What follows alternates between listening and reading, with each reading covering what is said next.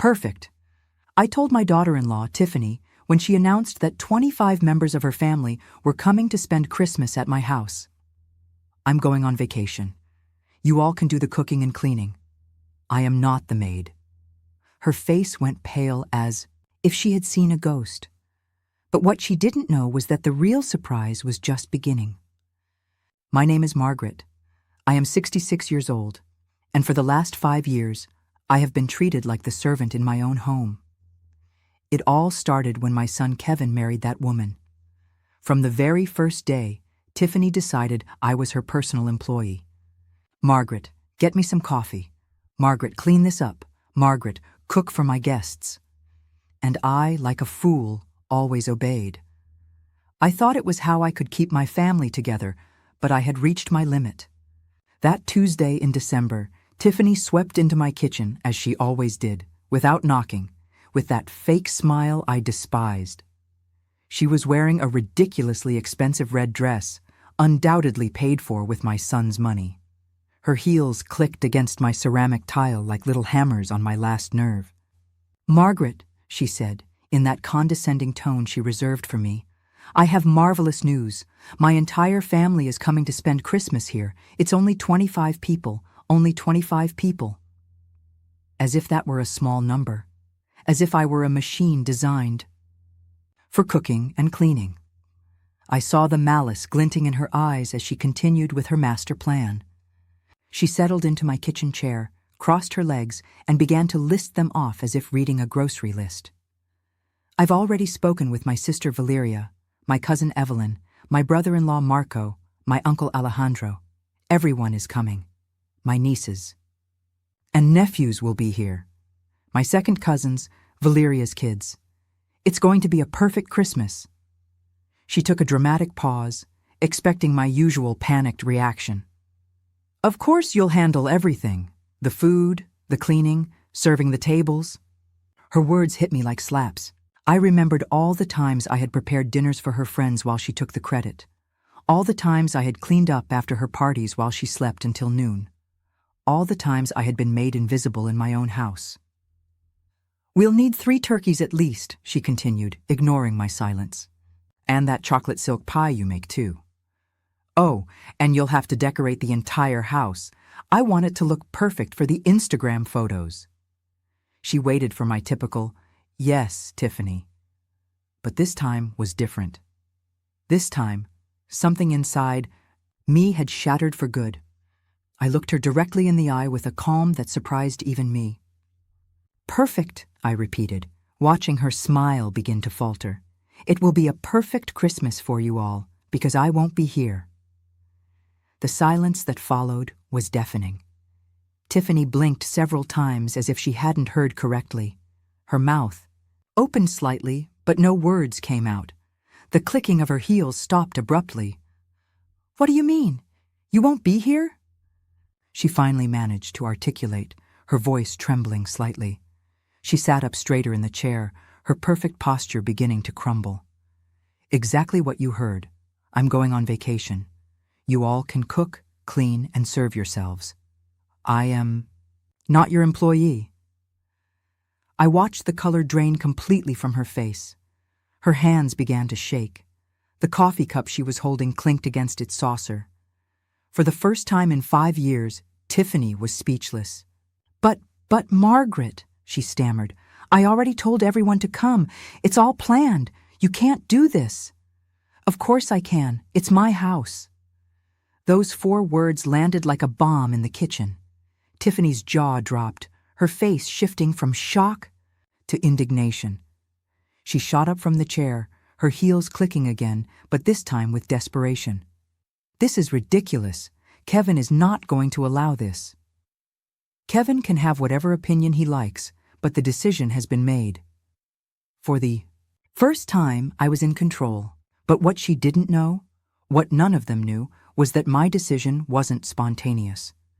I had been planning this for months, and I had my reasons. Reasons that would soon leave them all speechless. Tiffany's expression morphed from shock to fury in a matter of seconds. Her cheeks flushed, and her eyes narrowed like a snake about to strike. She stepped toward me, invading my personal space as she always did when she wanted to intimidate me. "You know what, Margaret? I always knew you were selfish. But this is the absolute limit." Her voice became venomous, each word dripping with contempt. "My family is coming from far away, some from out of the country, and you're going to ruin their Christmas over a whim? A whim? 5 years of mistreatment, humiliation, and emotional abuse, and she called it a whim." I felt rage rise in my chest, but I remained serene. I had learned to control my emotions after so much time as her victim. "That's not my problem," I replied, with a calm that unnerved her even more. "You should have consulted me before inviting 25 people to my house." "Our house!" she shrieked, losing her composure completely. "Kevin is your son. This house will be ours one day." There it was, the truth that had always hovered in the air but had never been spoken aloud. Tiffany didn't see me as family. She saw me as a temporary obstacle before she inherited everything I had built with years of hard work and sacrifice. "Interesting perspective," I murmured, watching her pupils dilate with panic as she realized what she had revealed. Very interesting. At that moment, I heard keys in the front door. Kevin was home from work. Tiffany ran to him like a child tattling to her father, her heels clattering with desperate urgency. Kevin, your mother has gone insane. She says she won't help with Christmas. She says she's going on vacation and leaving us alone with my entire family." I heard their muffled voices from the living room. Tiffany spoke in a rush, her tone sharp and dramatic. Kevin murmured responses I couldn't make out. After a few minutes, their footsteps approached the kitchen. My son appeared in the doorway, his suit wrinkled after a day at the office, his face tired but annoyed. Behind him, Tiffany followed like a shadow, arms crossed and a triumphant expression on her face. She clearly expected him to put me in my place. "Mom," Kevin began in that patronizing tone he had adopted since his marriage. "Tiffany told me about your decision. Don't you think you're being a little dramatic?" Dramatic? My own son was calling me dramatic for refusing to be his wife's servant. I felt something cold and hard settle in my stomach. Something that had been growing for months finally crystallized in that moment. "No, Kevin, I'm not being dramatic. I'm being clear." "But Mom, it's Christmas. It's a time for family. Tiffany already invited everyone.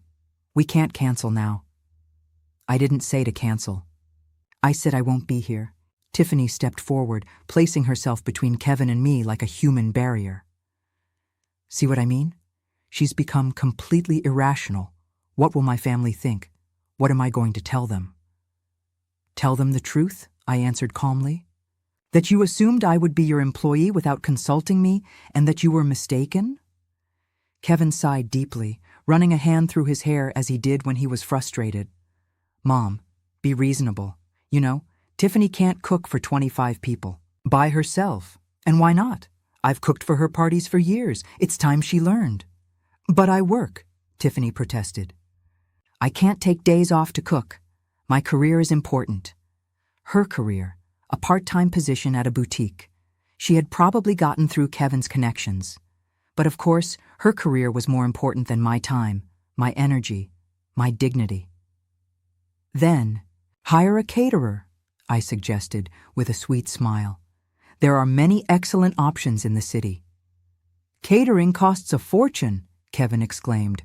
"Why spend thousands of dollars when you can—" He stopped abruptly, realizing what he was about to say. "When I can do it for free," I finished for him.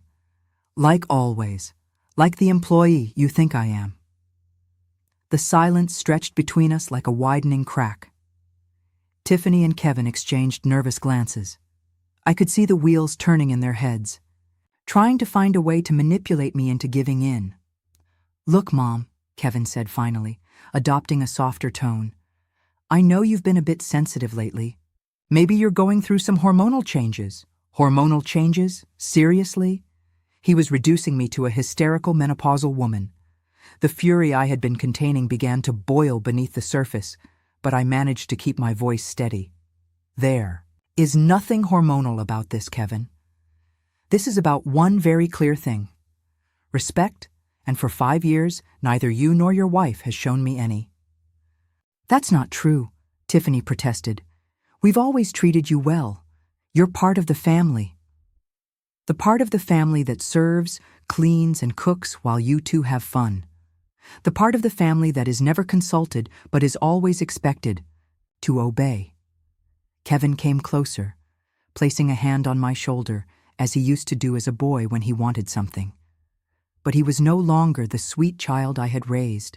He was a man who had chosen his wife over his mother in every conflict for the past 5 years. All right, Mom. I understand you're upset, but think about it. It's just 1 week after Christmas. Everything goes back to normal. Normal? They're normal where I was invisible except when they needed me, where my feelings didn't matter as long, as their life was comfortable, where my house had ceased to be my sanctuary and had become their personal hotel. No, Kevin, things are not going back to normal because I'm leaving tomorrow. They both froze. Tiffany was the first to react, her voice rising an octave. Tomorrow? Tomorrow? I confirmed, enjoying the panic that began to gleam in their eyes.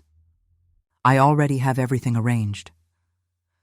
What they didn't know was that I truly did have everything arranged, just not in the way they thought.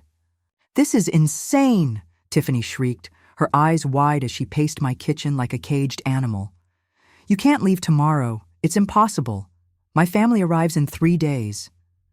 Well, you should have thought of that before you took for granted that I would be your employee, I replied, maintaining my serene tone as I calmly washed my coffee cup. Every movement was calculated to show that her dramatics didn't faze me. Kevin just stood there, shifting nervously from one foot to the other, clearly torn between supporting his hysterical wife and trying to reason with me. His eyes darted between the two of us as if he were watching a tense tennis match. Mom, please, he finally murmured. At least tell us where you're going. When will you be back? I'm going to visit my sister in Miami, I lied smoothly. And I'll be back after New Year's. The lie came so naturally, it surprised even me. But it was necessary. They couldn't know my real plans. Not yet. After New Year's. Tiffany practically choked on her own words. But what are we going to do? I already told everyone to come. My uncle Alejandro already bought his plane tickets from Miami. Valeria canceled her plans. Marco took time off work. Those are their problems, not mine. I saw desperation begin to replace the rage on Tiffany's face. Her perfectly manicured hands trembled as she gripped the marble countertop, her knuckles white from the pressure. Margaret. Her voice suddenly changed, becoming syrupy and manipulative. You know, I've always thought of you as a second mother. You're so important to me, to us. You can't just abandon us like this. There it was, the switch in tactics from fury to emotional manipulation. I had seen this play many times before, but it no longer worked on me. If you really considered me a mother, you wouldn't treat me like a servant. But I don't treat you like a servant. I just thought you enjoyed cooking for the family. I thought you liked to feel useful. Useful. That word pierced me like a dagger. For 5 years, I had believed that being useful was my way of keeping the peace, of securing a place in my son's life. But now I understood that being useful had only made me a shadow in my own home. You know what, Tiffany? You're right. I do like to feel useful. That's why I'm going to be useful to myself for the first time in years. Kevin intervened again, his frustration now evident in every line on his face. Mom, this isn't fair. You know we don't have the money to hire a caterer for 25 people. The deposit on the new apartment wiped out our savings. A new apartment? This was the first I was hearing about it. My eyes narrowed as I processed this information. Since when were they planning to move? And why hadn't they told me? What new apartment? I asked, my voice laced with a dangerous curiosity. Tiffany and Kevin exchanged a guilty look, the kind of look you share when you've just revealed something that was supposed to be a secret. "Well," Kevin began, looking down at his shoes, "we were going to tell you after the holidays. We found an incredible place downtown. 3 bedrooms, ocean view, a gym in the building." "Sounds expensive," I observed, keeping my tone neutral, though my mind was racing. "Well, yes, but it's worth the investment. And don't worry, we're not moving far. Only 30 minutes from here." 30 minutes. Close enough to keep using my house as their personal restaurant, but far enough to have their privacy. How convenient. "And how do you plan to pay for it?" I asked, though I already had a suspicion about the answer. Tiffany's face suddenly lit up as if she'd found the perfect solution to all our problems. "That's why it's so important that we have a perfect Christmas. My uncle Alejandro is very generous when he's impressed, and my brother-in-law Marco has connections in real estate. If everything goes well, they could help us with Kevin's business." There it was, the real reason behind the grand Christmas celebration. It wasn't about family or tradition. It was about money, about impressing wealthy relatives to get financial favors. And I was the cornerstone of their manipulation scheme. "I see," I murmured, letting the silence hang as they both waited for my response. "So, you need your Christmas to be perfect to impress the rich family?" "Exactly," Tiffany exclaimed, relieved that I finally understood the gravity of the situation. "I knew you'd get it. You're so smart, Margaret. You always know the right thing to do." The right thing. For 5 years, the right thing had been to sacrifice my comfort, my time, my dignity to make their lives easier. But now, I had a completely different perspective on what was right. "You're right, Tiffany. I know exactly what the right thing to do is. That's why my decision stands. I'm leaving tomorrow." The hope vanished from their faces like spilled water.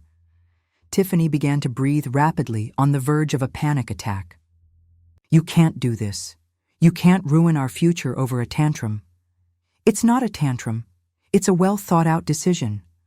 But what will my family think when they arrive and there's no one here to receive them?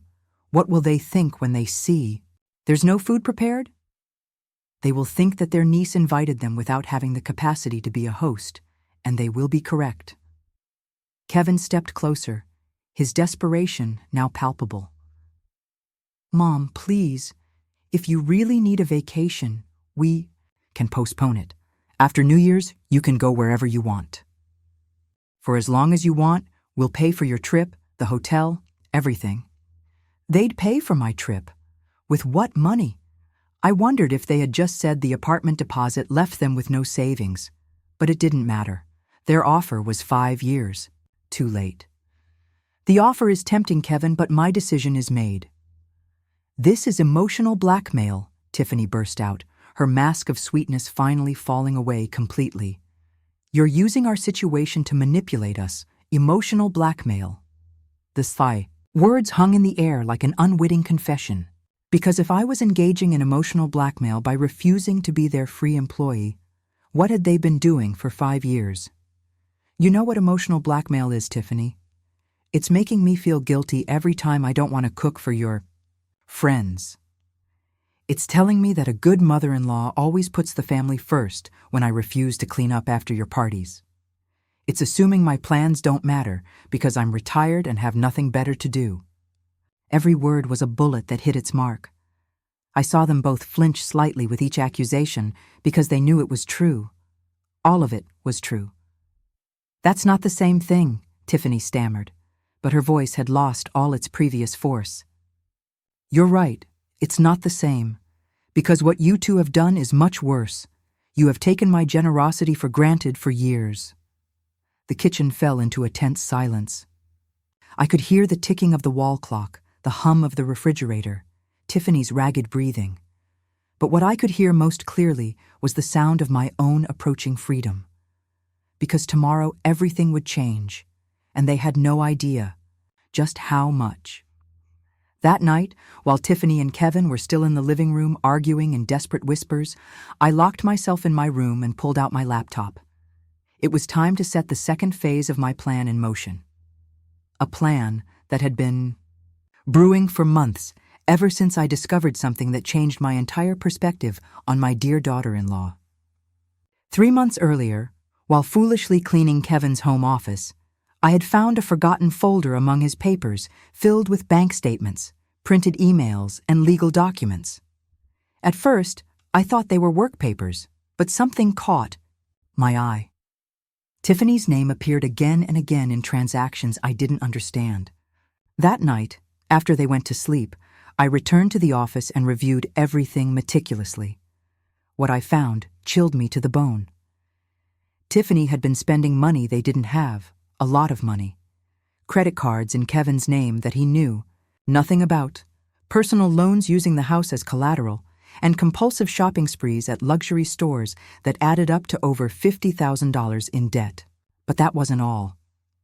I also found emails where Tiffany discussed with her friends how to manage Kevin so he wouldn't discover her spending, how to keep him distracted while she kept shopping, and most chilling of all, a message thread where she planned to convince him to sell the house to invest in their future together. My house.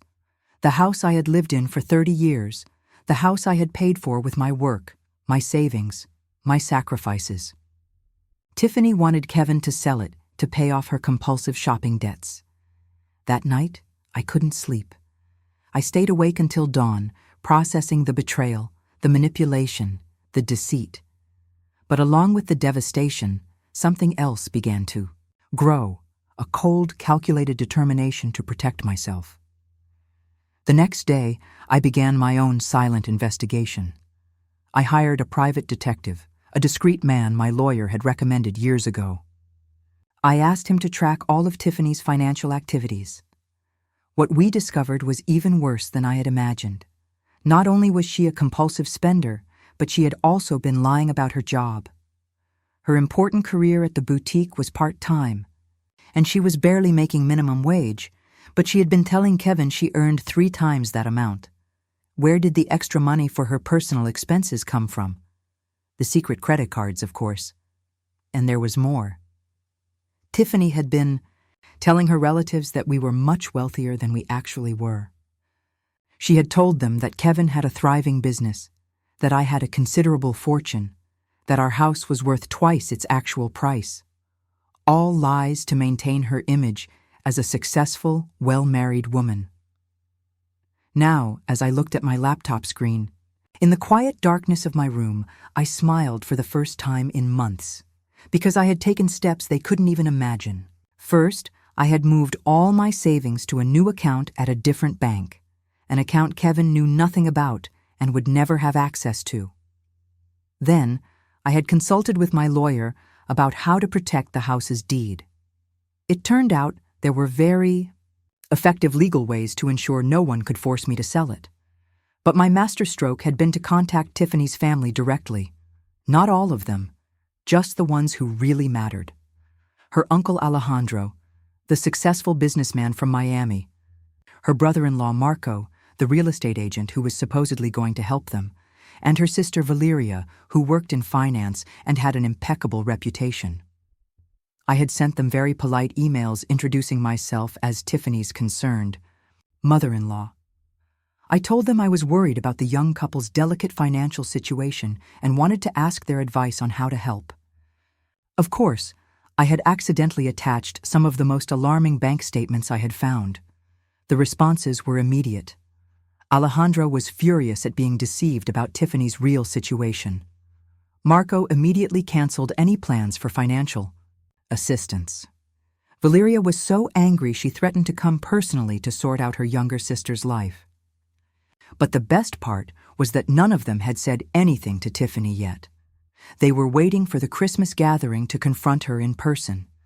A gathering that would now be missing the host they expected, the food they were promised, and the festive atmosphere Tiffany had painted in her lies. My phone vibrated with a text message. It was from Alejandro. Mrs. Margaret, after reviewing the documents you sent, my family and I have decided to arrive a day earlier than planned. We want to speak with Tiffany about some important matters before the celebration. Would it be possible for you to receive us on the morning of the 23rd? The morning of the 23rd? Exactly when I would be packing my bags for my trip to Miami. What? A perfect coincidence, I replied quickly. Of course, Alejandro, it will be a pleasure to have you. However, I must inform you that I will be leaving for a trip that same day, so Tiffany and Kevin will be your hosts. His response came in seconds. Perfect. That will be exactly what we need. I closed the laptop and lay back in bed, smiling, in the dark. For 5 years, I had been the silent victim, the submissive mother-in-law, the free employee. But all that time, I had been observing, learning, understanding how my in-laws really worked. Tiffany thought she was so smart, so manipulative, so clever. But she had gravely underestimated the older woman who cleaned up her messes. She had assumed my age, and my apparent meekness meant I was helpless. Tomorrow morning, while she was still asleep, I would be packing my bags. Not for Miami, as I had told them. My real destination was a luxury hotel just an hour away, where I had booked a suite with an ocean view for the next 2 weeks. From there, I would have a front-row seat to the collapse of the little kingdom of lies Tiffany had built. I would watch her family discover her deceptions. I would watch Kevin finally open his eyes to the woman he had married. I would watch her whole perfectly manipulated world fall apart piece by piece. And best of all, I wouldn't have to lift a finger to make it happen. Tiffany had dug her own grave with years of lies and deceit. I had simply taken the shovel out of her hands and showed her family where to look. Outside, I could hear that the argument in the living room had finally ended. Footsteps on the stairs, doors closing, the tense silence of a house full of unresolved conflicts. But I slept deeply that night. For the first time in 5 years, I slept with the smile of someone who knows that justice, even when it's late, always arrives. At 6 a.m, my alarm clock sang like the anthem of freedom. I got up with an energy I hadn't felt in years. I showered peacefully and began to pack my bags. Every garment I folded was another step toward my independence. Every item I stored away was a silent declaration that I was no longer anyone's employee. Tiffany and Kevin were still asleep. I could hear their deep breathing from the hallway as I carried my suitcases down the stairs. I had prepared a note which I left on the kitchen table next to the spare house keys. A brief but precise note.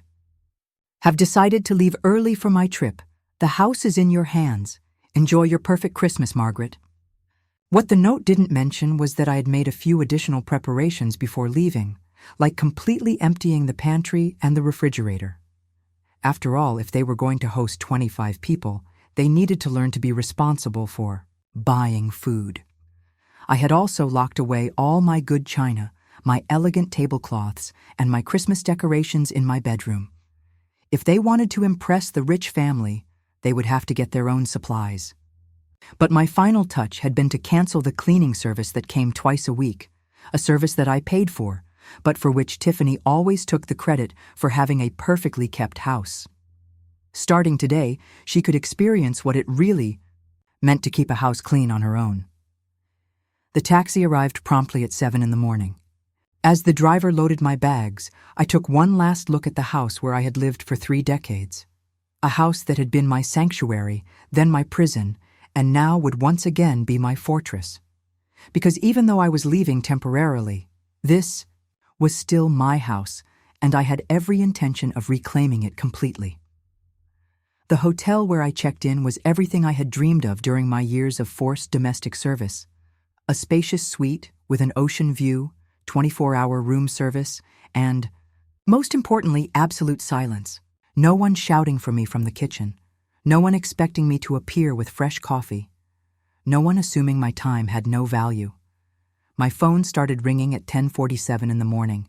Kevin, of course. Mom, where are you? We found your note, but why? Did you leave early? His voice sounded confused, still sleepy. He had probably just discovered the empty pantry and the fact that no one was there to make his weekend breakfast. Good morning, Kevin. I decided there was no point in prolonging the inevitable. You two have a lot to do to prepare, and I am very much looking forward to some rest. But Mom, this is so sudden. Tiffany is, well, she's pretty upset. Upset? What a diplomatic way to say she was having a full-blown panic attack at the realization that she would actually have to take charge of her own life. I'm sure she'll manage perfectly. After all, she's a very capable woman. There was a long pause. I could hear voices in the background. Tiffany speaking in a rapid, hysterical tone. Could you at least tell us where you are in case of an emergency? I'm safe and in a good place. That's all you need to know. Mom, please. I know you're angry, but this is extreme. Tiffany's family arrives in 2 days, and we don't know how— Kevin, I interrupted him firmly. You are 32 years old. Tiffany is 29. You are fully functional adults. I am certain you can solve your own problems without relying on a 66-year-old woman. Another pause. This one longer. Fine, he finally sighed. But promise me you'll be okay. And when are you coming back? I'll be back when I'm ready. Enjoy your Christmas. I hung up before he could insist further. I immediately put my phone on silent mode. I knew the next few hours would be a constant bombardment of desperate calls and messages. But I had waited 5 years for this moment of peace. I wasn't going to let them ruin it. I ordered lobster thermidor from room service, something I would never have cooked for myself because it would have seemed too extravagant by the standards of austerity Tiffany had imposed in my own home. As I ate slowly, savoring every bite, my phone blinked constantly with silenced notifications. The best part was yet to come because tomorrow morning, exactly as I had calculated, Tiffany's family would begin to arrive. They would not find the perfect Christmas she had promised them. Instead, they would find the raw reality of who the woman who had been living on lies for years truly was. At 3:00 in the afternoon, I finally checked my messages. There were 17 missed calls from Kevin, 31 from Tiffany, and an avalanche of texts, escalating from confusion to pleading to outrage. But the message I was really interested in had arrived from Alejandro at noon. Mrs. Margaret, my family and I will arrive tomorrow at 8 in the morning, as agreed. We look forward to meeting you personally and having that important conversation with Tiffany. Thank you for your hospitality. Hospitality. If only he knew that by 8 tomorrow, the only hospitality they would find would be Tiffany trying to explain why the house was empty, why there was no food, and why the generous mother-in-law she had boasted so much about had mysteriously disappeared. I replied to Alejandro, I regret to inform you that I had to move up my trip due to unexpected family commitments. Tiffany and Kevin will be delighted to host you. I'm sure you will have much to talk about. His response was immediate. I understand perfectly. In fact, this might be for the best. Some conversations are better in private. Private? Exactly what? They needed a private conversation between a woman who had been lying for years and a family that finally knew the truth about her financial deceptions. That afternoon, as I enjoyed a massage at the hotel spa, I allowed myself to imagine the scene that would unfold tomorrow morning. Tiffany and Kevin waking up in a panic, making a last-minute run to the grocery store, desperately trying to create the illusion of hospitality they had promised. And then, at 8 sharp, the sound of the doorbell announcing the arrival of the family who had come to collect on past due accounts. I couldn't help but smile as the masseuse worked on the knots of tension that had been in my shoulders for 5 years. Knots that were finally beginning to unravel one by one, just like Tiffany's lies. The morning of the 23rd dawned with a clear sky, and my phone exploded with calls. I woke to the first call from Kevin at 6:30 in the morning. I didn't answer. While I leisurely ate eggs Benedict with smoked salmon on my suite's terrace, I decided to check the voicemails. The first was from Kevin. Mom, please pick up. Tiffany is hysterical. We don't know what to make for breakfast for 25 people. The grocery store doesn't open until 8, and the family arrives at exactly that time. We need help urgently. Please, Please call us. The second was from Tiffany, her voice completely broken. Margaret, I know you're mad at me, and I get why, but please don't make me look bad in front of my family. They traveled from so far away. My uncle Alejandro came from Miami. Valeria canceled important plans. I don't know how to cook for this many people. I don't even know where to start. I promise we'll talk later and fix everything, but right now, I desperately need your help. The third message was even better. Tiffany again, now sobbing. Margaret, I just checked the pantry and the refrigerator. Everything is empty. Why is there nothing? How am I supposed to feed my family? Where is the good china? Where are the Christmas tablecloths? Please, at least just tell me where you put everything. Just that, please. Ah, yes. The dawning realization that running a household requires planning, effort, and actual money. The tardy understanding that food doesn't magically appear in refrigerators, that tables don't set themselves, that decorations don't install themselves by magic. But the message I was truly waiting for arrived at 7:15 in the morning. It was from a voice I didn't recognize, but it spoke with authority. Mrs. Margaret, this is Alejandro, Tiffany's uncle. We arrived at the airport early and decided to come straight to your house. We expect to be there in 15 minutes. I'm very much looking forward to meeting you and having that conversation we've been planning. Perfect. They would arrive at the peak of Tiffany and Kevin's panic. At 8:20, my phone rang. This time I answered, Mom! Kevin's voice was trembling, on the verge of a nervous breakdown. Can you talk? Good morning, Kevin. Of course I can talk. How is your morning going? Mom, please don't do this. Tiffany's family just arrived, and we have nothing to offer them. Literally nothing. Tiffany is crying in the bathroom, and I don't know what to do. Have you explained the situation to them? What situation? How do I explain that my mother decided to go on vacation right when we needed her most? When they needed me most. Not when I needed respect or understanding or a simple thank you for 5 years of service. Only when they needed me. Tell them the truth, Kevin. That for 5 years you took it for granted that I would be your unpaid domestic servant and that I finally decided I deserved a vacation. There was a pause. I could hear voices in the background, a mix of panic and confusion. Someone was speaking sternly, probably Alejandro asking where the main hostess was. At least can you tell us where you always bought the food? What you used to make for special occasions? Anything to help? Kevin, I didn't always buy anything. I planned for weeks in advance. I researched recipes, made detailed lists, compared prices, and dedicated entire days to preparation. It wasn't magic. It was work. A lot of work.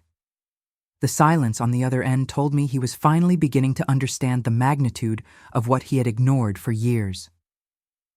Look, he continued, his voice smaller. I know we've been inconsiderate, but right now I need practical solutions. What do I do with 25 hungry people in my living room? Order takeout, call restaurants, go to the supermarket, do what all responsible adults do when they have guests. But it's the holidays. Everything is closed or swamped. The restaurants have no availability. Then maybe you should have thought of that before you invited 25 people without consulting the person you expected to do all the work. I heard a new voice in the background, a serious tone. Alejandra was clearly demanding an explanation. Mom, Tiffany's uncle wants to talk to you. He says he needs to understand what's going on. I would love to talk to him, but I'm on vacation. Tell him Tiffany can explain everything perfectly. After all, she's the one who organized this gathering. Please, Mom. Just 5 minutes. He's very confused and a little upset. I think he can help us solve this. Help us again. It was all about helping them. It was never about what I needed. What I deserved, or how they had made me feel for years. Kevin, listen to me very carefully. For 5 years, every time you needed something, I was there. Every time Tiffany wanted to impress someone, I did the work. Every time you had problems, I was the solution.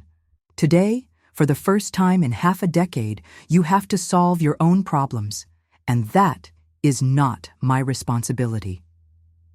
But it's my family, he finally shouted, losing his composure. I heard Alejandro's clear voice in the background. Young man, I need to understand what kind of family gathering you organized. Where is the woman of the house? Where is the grandmother who invited them? Alejandro had clearly understood from his conversations with Tiffany that I was the matriarch who organized these events, the main hostess, the person responsible for the family's hospitality. And now, there was no one. Just two confused adults finally facing the consequences of their own choices. Mom, please at least talk to him. Explain that there's been a misunderstanding. There is no misunderstanding, Kevin. There is a reality that you refuse to see for years. And that reality is that without mutual respect, there is no functional family. I hung up. This time, I turned the phone off completely. It was time for the next phase. I went down to the hotel's business center. It was time to deploy the most delicious part of my plan. I sat at a computer and opened my email. I had several new messages from Tiffany's family. The first was from Valeria, the financially responsible sister. Dear Margaret, we've just arrived at your house and the situation is quite confusing. Tiffany told us you left for an emergency, but we don't understand why the house seems uninhabited. There is no food, no Christmas preparations, and frankly, Tiffany's attitude is very strange. Could we speak by phone? The second message was from Alejandro, his tone considerably more serious. Mrs. Margaret, I respect that you had to travel for an emergency, but I need to understand what is happening in this house. Tiffany cannot coherently explain why the food she promised is not here, why there are no Christmas decorations, or even why she did not know you would be gone. This does not align at all with the family picture she painted for us. Please contact me urgently. Perfect. It was exactly the opening I had been waiting for. I replied to both emails with a carefully constructed message. Dear Alejandro and Valeria, I deeply apologize for the confusion. I was forced to move up my trip due to circumstances I would rather not discuss over email. However, I believe it is important for you to understand Tiffany and Kevin's true situation before continuing with any Christmas plans. The documents I previously sent you reflect only part of the financial reality. If you truly wish to help Tiffany, I suggest you have a very frank conversation with her about her spending habits and her unrealistic expectations regarding family support. Sincerely, Margaret. I sent the message and waited. I didn't have to wait long. 20 minutes later, my hotel room phone rang. It was the front desk. Ma'am, you have a long-distance call, a Mr. Alejandro says it's urgent. Put him through, please. Alejandro's voice was tense, but controlled. Mrs. Margaret, thank you for taking my call. I need to ask you some direct questions about my niece. Of course, Alejandro, I'm all ears. First, is it true that Tiffany has been asking you to cook and clean for all her family gatherings? That is correct. For the last 5 years, every time you have visited or she has had guests, I have handled all the preparations. And when she told us about the elaborate dinners and perfect events, was she organizing them, or were you? I planned everything from scratch. Tiffany took the credit. There was a long pause. I could hear voices in the background, clearly Alejandro arguing with someone. Second question, the financial statements you sent us, are they real, completely real? I obtained them directly from my son's personal files, and Tiffany knows you discovered her debts number. Until today, she had no idea that I knew about her secret spending or her lies about her income. I see. His voice had turned to ice. One more question. Why did you decide to leave at this exact moment? Because I grew tired of being treated like a domestic servant in my own house. Tiffany assumed I would cook for 25 people without even asking if I was available or willing. The silence that followed was long and tense. Finally, Alejandro spoke. His voice dripping with disappointment and contained anger. Mrs. Margaret, my family owes you an apology. Tiffany has been lying to us for years. She painted a picture of you as a prosperous family where she was the perfect organizer. She asked us for financial help to expand Kevin's business when apparently the money was to pay off her compulsive shopping debts. I'm afraid so. And we, like fools, were ready to help because we believed she had proven herself to be responsible and successful when in reality you have been the one keeping everything running while she took the credit. Well, now we know. And let me tell you, my family does not tolerate this kind of deceit. Tiffany is going to have some very serious explaining to do. Alejandro, if I may suggest something, please. I think it would be beneficial for Tiffany to face the natural consequences of her decisions. She has lived in a bubble of privilege where others solved her problems. Perhaps it's time for her to learn to be truly independent. I completely agree. In fact, I have some news for her that is going to change her perspective drastically. The supposed financial support she was expecting from the family for her husband's business, well, that was entirely dependent on her demonstrating fiscal responsibility and transparency. After seeing these documents and the current situation, I can assure you there will be no support. My smile widened. I understand. But there's more. My brother-in-law, Marco, who is going to help them with real estate connections, is also very upset. Apparently, Tiffany had asked him to evaluate some properties for investment, including the house where you live. Did you know about this? This was new. I hadn't known Tiffany had gone so far as to ask Marco to evaluate my house for a sale. No, I did not know that. Well, Marco is furious. He invested time and resources based on false information. He feels completely deceived. Which brings me to my main point. My family has decided that this perfect Christmas is going to become a family intervention. Tiffany will have to explain every lie, every deception, every manipulation, a family intervention. This was even better than I had planned. Not only would Tiffany have to face the logistical disaster of her party, but she would also have to account for years of deceit before her entire family. And what about the other relatives?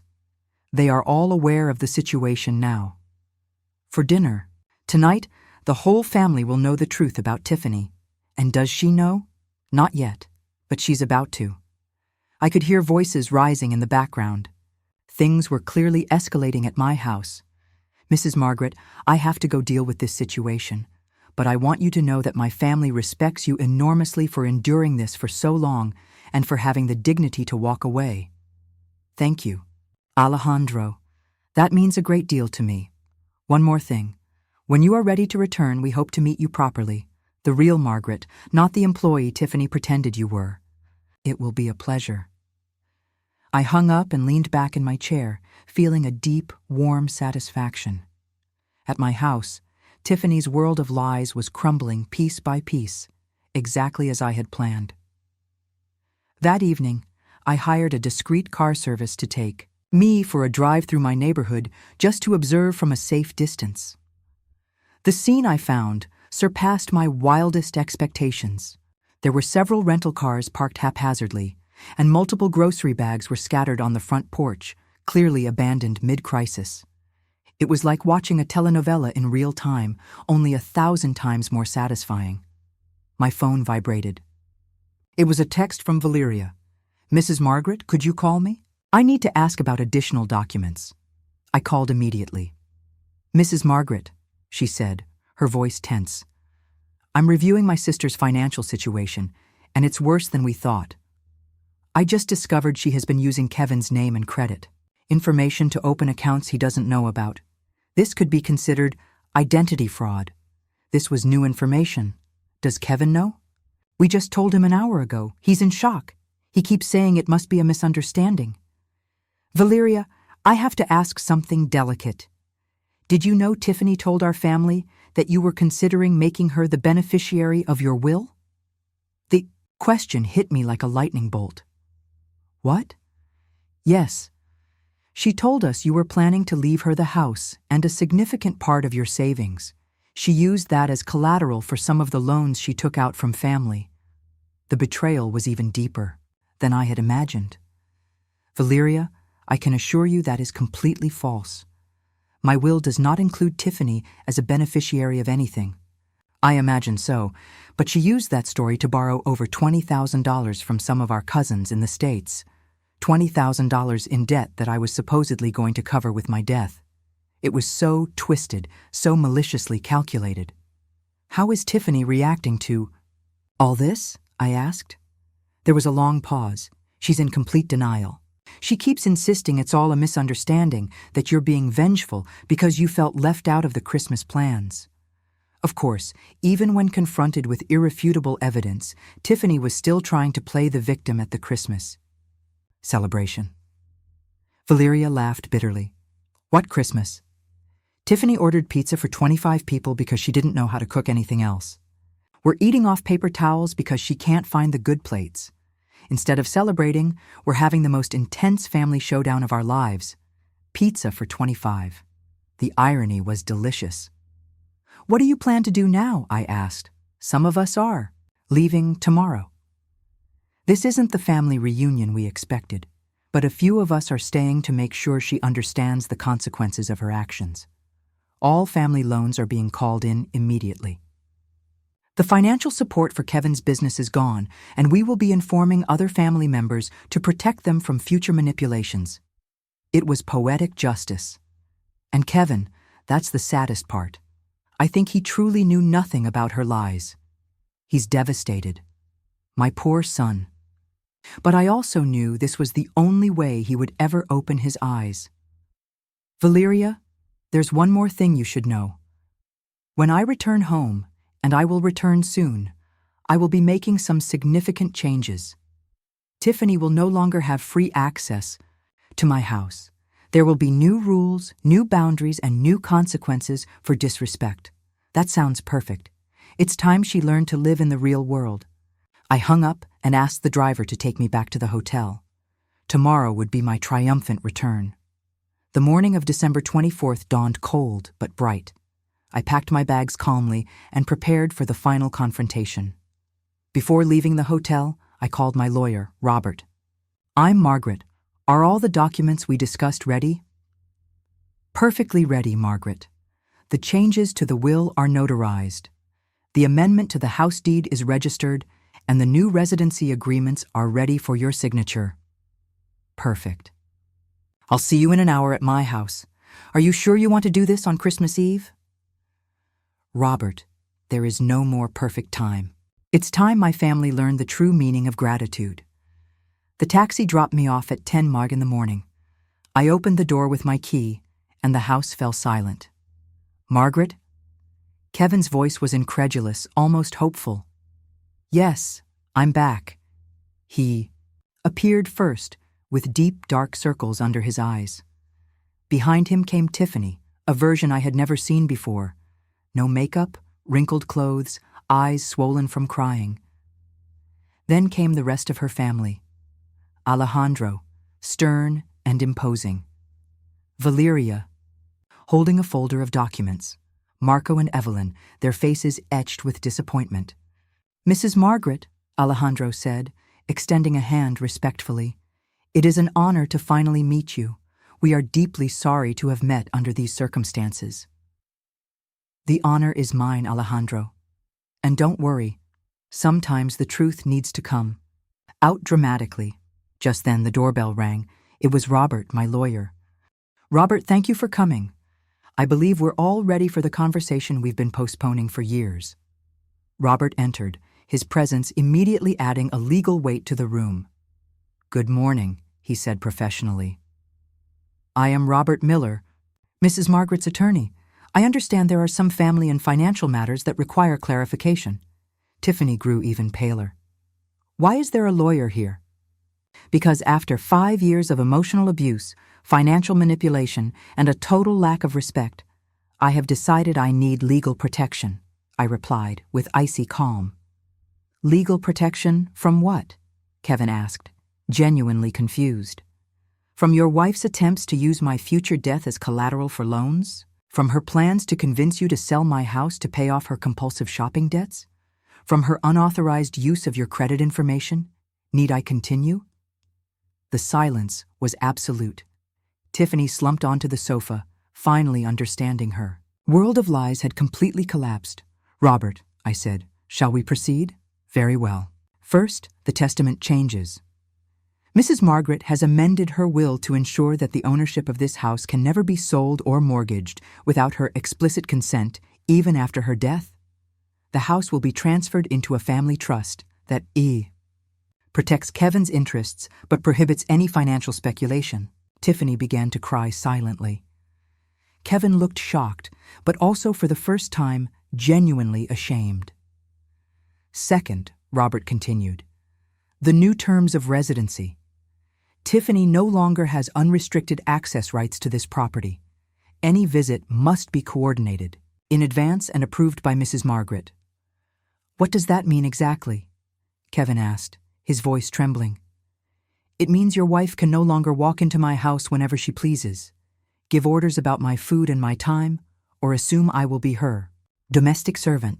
"Mom, I never knew that she—" "You never knew?